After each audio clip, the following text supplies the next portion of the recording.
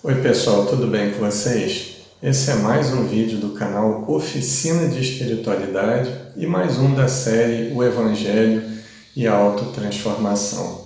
Hoje vamos observar algumas questões do Evangelho de Mateus, no capítulo 2, juntamente com passagens idênticas em outros evangelhos. Em primeiro lugar, nós temos que deixar bem claro que a proposta do Evangelho segundo Mateus era adequar a vinda de Jesus e os feitos de Jesus às profecias do Antigo Testamento. Isso é uma informação muito importante no decorrer do nosso vídeo. Em primeiro lugar, temos que fazer uma pergunta: por que nós espíritas temos que mitificar o nascimento de Jesus para torná-lo maior, para torná-lo mais importante? Visto que em muitas culturas da antiguidade, de muitos milênios atrás, por exemplo, na cultura hindu, o próprio Krishna teria nascido por meios miraculosos, não pela união sexual entre Vasudeva, o pai, e Devaki, a mãe dele, mas por uma transmissão mental iógica. Não me perguntem o que é isso, porque eu não sei exatamente o que é. Mas então Krishna teria sido concebido via pensamento entre o casal proporcionado pelos deuses.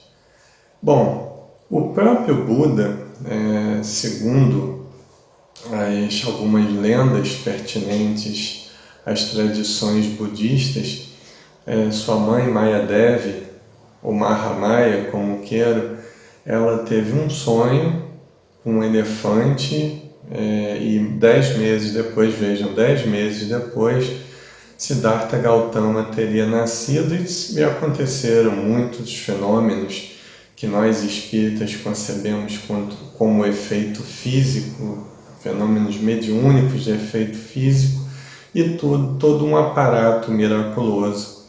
O próprio Zoroastra, o Zaratustra, na cultura persa, ele ao nascer, segundo a lenda, ele nasceu sorrindo e como existia um profeta que ficou sabendo do fato, ele dizia que Zaratustra era um demônio que viria para acabar com toda a sociedade deles. Então ele tinha que ser posto à prova. Seu pai o botou para ser pisoteado pelos bois, depois jogou numa fogueira para ver se ele era queimado, deixou numa toca de um lobo para ver se ele era despedaçado, e nada disso aconteceu. Então nós vemos que em várias culturas muito anteriores a Jesus, o milagre teve que fazer parte da vida desses homens comuns. Tem uma questão muito importante também, que é sobre a manjedoura. Para mim, a manjedoura não é um símbolo de pobreza, mas é um símbolo de simplicidade. Até porque, na minha visão e pelo que eu já pude pesquisar, José era pai de Jesus e ele era carpinteiro ou artífice. E tudo indica que ele trabalhava na construção naval. Aí se explica até a proximidade de Jesus com alguns pescadores, e provavelmente Jesus o ajudou nesse serviço durante algum tempo, enquanto não começava o seu trabalho de divulgação da Boa Nova. E, portanto, sendo José, pai de Jesus, um grande artífice, ele não era uma pessoa pobre. O fato dele ser da linhagem de Davi não quer dizer exatamente que ele fosse uma pessoa rica, mas paupérrimo, miserável, com certeza a família não era. Então essa manjedoura, ela funciona como um símbolo do nosso eu superior, vindo então a um corpo físico para poder se depurar evolutivamente, para poder descobrir essa simplicidade que nós precisamos para que possamos trilhar o verdadeiro caminho do amor. Outra simbologia que eu acho muito forte é a simbologia dos três reis magos. Esses três reis magos, eu vou agora pôr uma imagem para nós termos uma ideia, eles, a meu ver, eles são símbolos, os três símbolos básicos que Jesus veio nos trazer para que pudéssemos trilhar esse caminho rumo à felicidade ainda não conquistada integralmente por nós. Os primeiros seriam esses três símbolos: o ouro, o incenso e a mirra. O ouro seria o símbolo da realeza, ou seja, a luz, a sabedoria conquistada através do esforço para adquirir o conhecimento do eu superior ou da reforma íntima, da transformação moral e o autoconhecimento por si só. O segundo símbolo, que é o incenso, seria o símbolo da divindade, da devoção pessoal a Deus e aos homens. Seria o caminho de equilíbrio, como está no mandamento de Jesus, que veremos futuramente, entre o amor e o auto-amor. Amar ao próximo como a si mesmo. E a mirra significaria, nesse contexto psicológico, a paixão, ou seja, o sacrifício e da renúncia que nós temos que fazer, do apego às coisas materiais, ainda que nós tenhamos que aproveitá-las enquanto encarnados, mas também significaria o testemunho, a abnegação de aprendermos a dar o testemunho não de acordo com as conveniências da vida, mas de acordo com os princípios que regem já a nossa condição moral. Outra questão muito importante nesse capítulo 2 do Evangelho de Mateus, eu considero como sendo a estrela guia. Alguns dizem que ela seria um espírito materializado que levaria os três reis magos até Jesus, um espírito de alta hierarquia, muito iluminado e materializado, para levá-los até onde Jesus tinha nascido. Como acabei de dizer, demonstrar o meu pensamento a respeito dos três magos como potencialidade, eu tenho uma teoria a respeito dessa estrela guia. Jesus seria o espírito humano, perfectível. A estrela guia seria a lei divina que está dentro de nós. E os três reis magos, nesse contexto específico, representariam todas aquelas potencialidades que nós temos que desenvolver, sendo guiadas, por essa estrela guia, que representa a lei de Deus dentro de nós, a nossa parte divina, nos levando sempre ao aperfeiçoamento espiritual.